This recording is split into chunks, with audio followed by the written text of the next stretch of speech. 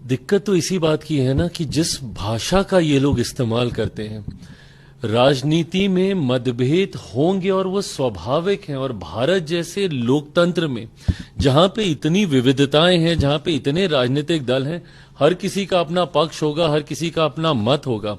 पर अगर मतभेद की परिभाषा शब्दों की मर्यादा को गिराना है तो ये कतई भारत जैसे लोकतंत्र के लिए उचित नहीं है और मैं कतई इसको स्वीकार नहीं करता हूं। मैंने हमेशा कहा है कि राजनीति में भाषा की मर्यादा का पालन करना होगा और भारतीय भाषाओं की खूबसूरती है भैया।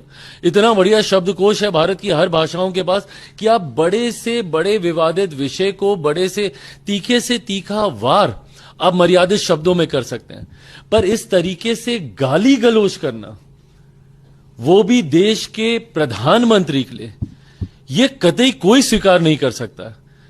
भाई मेरे प्रधानमंत्री हैं वो, हमारे देश के प्रधानमंत्री हैं वो।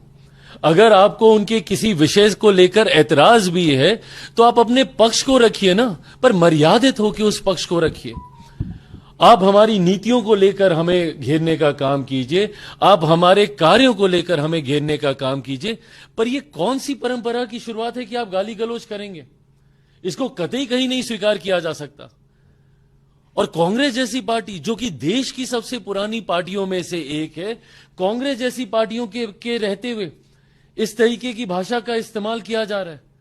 और किस तरीके का गाली गलौज, मतलब ये गली में नुक्कड़ के गुंडे ऐसी भाषा का इस्तेमाल नहीं करते।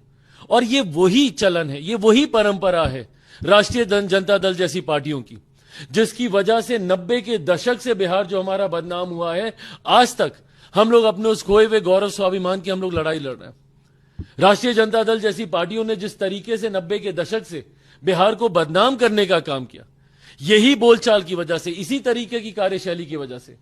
सोचिए, ये इनके कार्यकर्ता हैं जो प्रधानमंत्री के लिए मां बहन की गालियों का इस्तेमाल कर रहे हैं।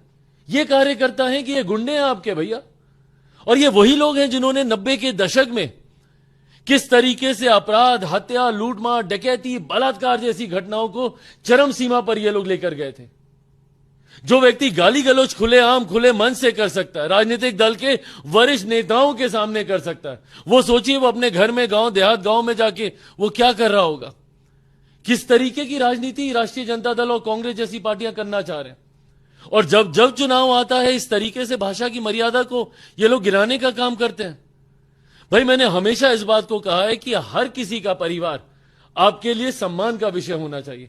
क्या लेना देना किसी के परिवार का राजनीति से जो सार्वजनिक जीवन में भी नहीं है।